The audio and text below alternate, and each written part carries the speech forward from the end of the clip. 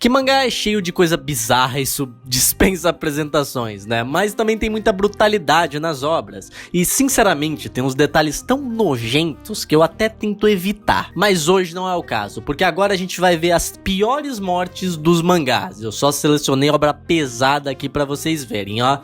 É combustível de pesadelo, hein? Então fica ligado. Só que antes do conteúdo, dá o seu like e sua inscrição aí pra dar aquela força aqui pro canal. E sem mais delongas, bora ir direto pro conteúdo. Fire Punch é um mangá que eu e acho que todo mundo pensa que é de um protagonista que é o filho número 500 do Endeavor, que se perdeu por algum canto aí, porque ele obviamente aparenta ter poderes de fogo, mas não, é bem pior que isso. Aborda a história de dois irmãos que vivem em uma terra assolada pelo frio, mas eles não são irmãos comuns, eles têm poderes de regeneração. O irmão mais velho tem uma regeneração muito mais poderosa, praticamente cortando um membro e crescendo o outro logo em seguida, só que a irmã é bem mais fraca que ele.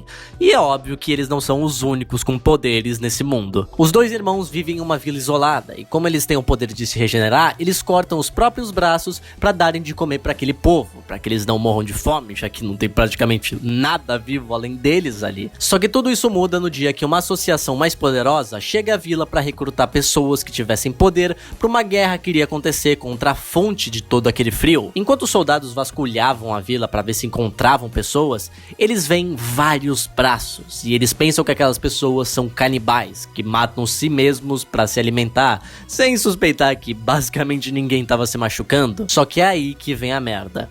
Esse maluco aí, ele tem o poder de criar chamas que só param de queimar quando a pessoa morre, e ele queima a vila inteira. Praticamente todo mundo morre instantaneamente, tá ligado? Menos dois irmãos que se regeneram não importa o que. E como a irmã tinha uma regeneração mais fraca, ela ficava queimando e se curando por um tempo, até ela conseguir morrer completamente. Cara, eu não consigo imaginar a agonia que é isso. Você se queima e regenera, queima e regenera, fica ali rodando na neve com todo mundo morto em volta de você. Meu amigo, foi traumático isso. Só que ela ainda sofreu ali, mas logo depois já foi de base. Agora o irmão... não, ele sim sofreu, filhão, porque a chama continuava queimando e queimando e queimando e ele se regenerava, não importa o que ele fizesse. Anos vão se passando e o moleque continua agonizando ali no chão, só que ele não tinha opção a não ser se acostumar e saber como lidar com aquelas chamas. E isso acontece, chegando ao ponto que ele consegue controlar aonde o fogo vai estar no corpo dele e consegue ignorar completamente a dor, partindo então pro início da sua vingança. Uma parada que eu acho que esse mangá faz muito bem feito é mostrar a agonia do protagonista. Várias vezes ele perde o controle e a dor volta muito mais forte no corpo dele. Então, além dele estar enfrentando uma associação super poderosa, ele ainda tem que aguentar um fogo infernal queimando no corpo dele sem parar. Mano, às vezes eu acho que é melhor deixar acabar logo, porque sofrer isso daí eu não aguentaria. Agora movendo por um tempo mais antigo, no mangá Shigurui, um mangá que se leva super a sério, não se desfoca do plot principal e não tem nada de engraçadinho. É um mangá sobre a rixa de dois samurais em um tempo que realmente existiu no mundo real, e isso já faz ele muito legal. Só que melhora, porque o mangaka é um sádico que faz umas cenas horríveis, filhão. Porque o foco não vai ser no protagonista, vai ser nesse cara aí, o Gozaemon, um brutamontes muito mais forte do que aparenta. Quando tava acontecendo um combate do protagonista e do antagonista, o Gozaemon tava ali assistindo e ele fica com raiva do vilão tirando o sarro do oponente dele. Aí ele levanta e vai lá pistolaço pra defender o cara. Só que espadas não são a opção dele. Ele simplesmente pega dois remos de madeira maciça, pesadíssimos, e parte pra cima de um exército inteiro, filhão. Aí já viu, né? Era tripa pra um lado, tava literalmente chovendo pedaços de gente em todo mundo, porque aquela espada não era um corte limpo, ela não tinha fio. Então ele tava literalmente quebrando as pessoas por todo lado, tá ligado? Só que por mais que o campo de batalha já tivesse virado um literal inferno, piora quando o maluco que quer pagar de esperto tenta ir lá pra enganar ele com uma água envenenada. Mas aí já viu, né? Ele simplesmente sorri tranquilamente, pega ele pela cabeça e pela barriga e casualmente pega tudo que tava ali dentro e arranca pra fora. Eu sinceramente não consigo imaginar o quanto isso deve ter sido doloroso, maluco. E mano, eu poderia fazer um vídeo inteiro só falando de Shigurui, porque, meu amigo, o que tem de gente sendo picotada, cortada no meio, e o mangaka não ajuda mostrando tudo nos minuciosos detalhes, é tenso. Então, se vocês quiserem, eu posso trazer um vídeo do Shiguru aí mostrando as coisas melhor. Então, comenta aí. Agora eu separei um aqui que o público masculino do canal, que é 90% do público do canal, vai ficar muito agoniado, que é a pera. Pra quem não sabe, a pera era um bagulho que eles usavam pra torturar os outros lá num tempo antigo, colocando na boca deles e girando pra abrir.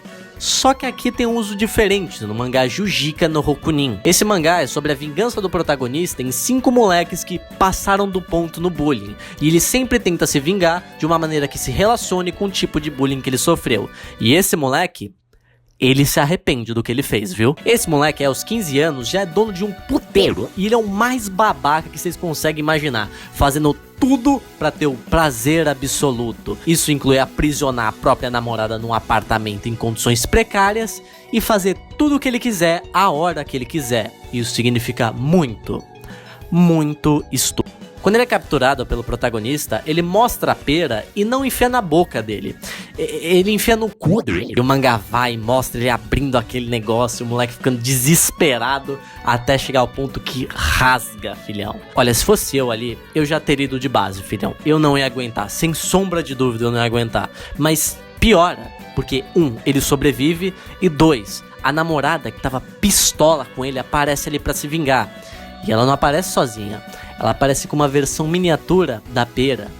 E, ela enfia exatamente onde você tá imaginando. E aí mostra ela colocando lá e girando aquele bagulho, o moleque gritando que nem louco, até vrau, rasgou no meio completamente e ele sangra até morrer, filhão. Olha, esse mangá tem bastante coisa pesada, tem umas formas de tortura lá que é muito escroto de assistir, mas essa daqui é a pior. Se eu tivesse que escolher alguma delas pra passar, essa que seria a última. Eu passaria por qualquer outra coisa além dessa, maluco. Porque, meu Deus do céu, viu? Agora vamos ir pra Berserk. Por mais que seja uma obra bem manjada, mano, a gente tem que falar aqui. Porque se o mangá mostra a gente se fudendo, esse mangá é Berserk. Por mais que o Eclipse seja um bagulho pesado, tem o arco das crianças perdidas também, a morte que mais me pegou foi essa daqui do arco da convicção. E foi por causa do contexto dela que deve ter sido assustador, maluco. Nesse arco tem uma hora que as pessoas que estão acampando em volta da Torre da Convicção começam a ser possuídas por espíritos. E o mangá mostra uma família e como ela tava lidando com aquilo. Ali tem um pai que tá sendo possuído e a mãe tá protegendo o seu filho, que tá morrendo de medo. Só que ele olha pra cima e ele vê o momento exato do espírito entrando no corpo dela. Então aí a gente vê a família inteira comendo o corpo dele, que foi o único que não foi possuído, em meio a chamas. Mano, é sério, o contexto disso daqui é simplesmente assustador pra mim. Imagina você só ver todos os seus parentes, as pessoas que você ama, ficando completamente malucas e partindo pra cima de você com vontade de te destroçar inteiro. Velho, é bem pesado, e de todas as mortes, eu acho que essa daqui toma o meu top 1, junto com a dos Trolls nascendo. A dos Trolls nascendo deve ter doído, filhão.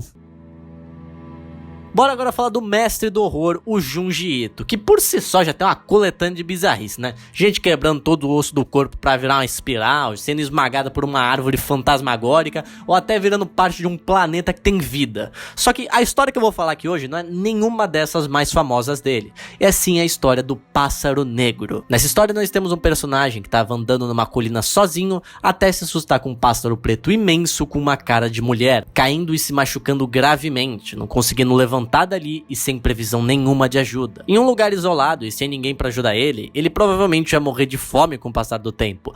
Isso se aquela mulher pássaro gigante não começasse a dar carne crua pra ele, e até mesmo sangue pra ele beber de vez em quando. Por mais que ele odiasse aquilo e tivesse apavorado daquela mulher, ele não tinha opção, era aquilo ou morria, porque afinal de contas ela ainda estava ajudando ele.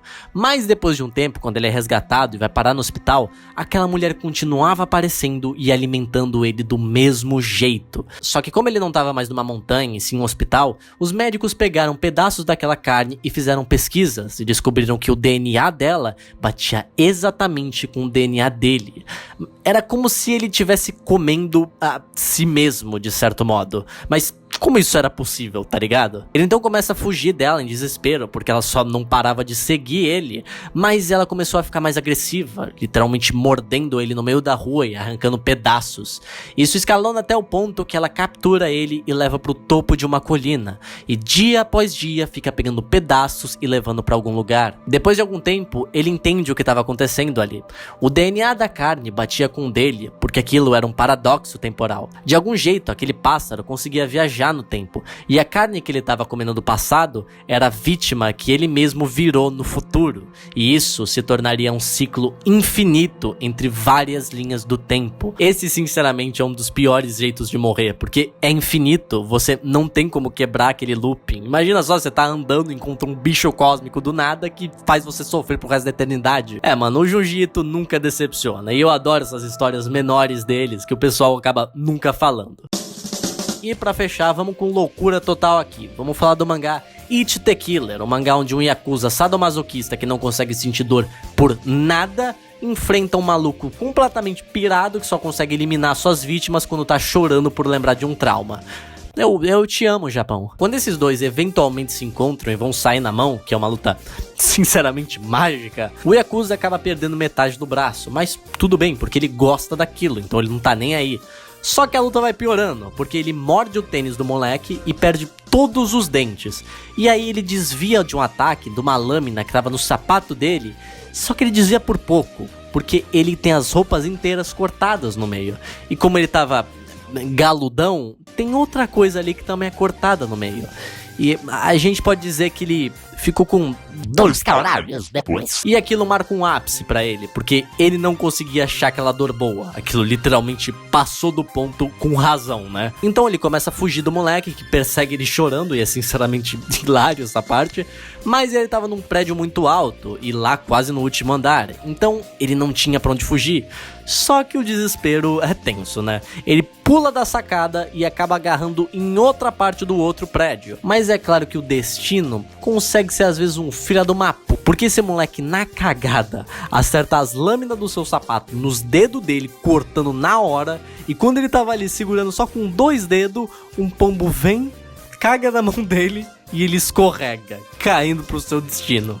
Mano, tem umas coisas que não dá pra fugir, filhão, só não tem como. It the Killer é recheado de cenas bizarras que nem essas, principalmente quando você tem um protagonista desse, né? Mas essa daqui, mano, sinceramente, vale a leitura só pra você chegar nesse momento, porque ele é mágico. Porém, gente, por hoje eu vou ficando por aqui. Eu espero que vocês tenham gostado do vídeo de hoje, e se eu tiver esquecido alguma coisa, comenta aí embaixo que eu trago uma parte 2 aqui pra vocês, sem sombra de dúvida, tá certo? Bom, antes de eu quero agradecer aos meus amores, os membros do canal, e também agradecer aos marcados pelo estigma, que são o Ticatari, o José Newton PF Caldeira, o Leonardo Ferreira, o José Henrique, o Ulisses Juca, o Caio GBB, o Pedro J, o Demon Killer, o Som Core, o Black Bullet, o Evando Neto, o DVL Inc., o Chioga, o José Renato, o Matheus Augusto, o Bernardo Rodrigues, o Marronzinho BR, o Samurai Victor, o Gabriel Lázaro, o Capivara Dark, o Duf Ferreira, o Cobra Sólida, o Luiz Eduardo Soares Prado, o Lezin, o Rafa Baldini, o Akemiki, o A Pedro, o Dead Macabro, o José V. Varela Júnior, o Lohan Bento Ferrari dos Santos, Paiva Bassett, o João Pedro Coelho, o Victor Pendragon, o Ender, o Killer Queen, a Marta Aparecida, o Prix, o Joelson Palheta, o Lucas Angeli e o Caio Carvalho. Obrigado de verdade a todos vocês, meus queridos. A ajuda que vocês me dão aqui é sensacional, sem sombra de dúvidas. E vai ter muita coisa boa chegando aqui no canal. Eu já falei, mas eu tô muito animado, eu tenho que falar sempre isso daí. Mas por hoje eu vou ficando por aqui. Tamo junto, até o próximo vídeo e tchau!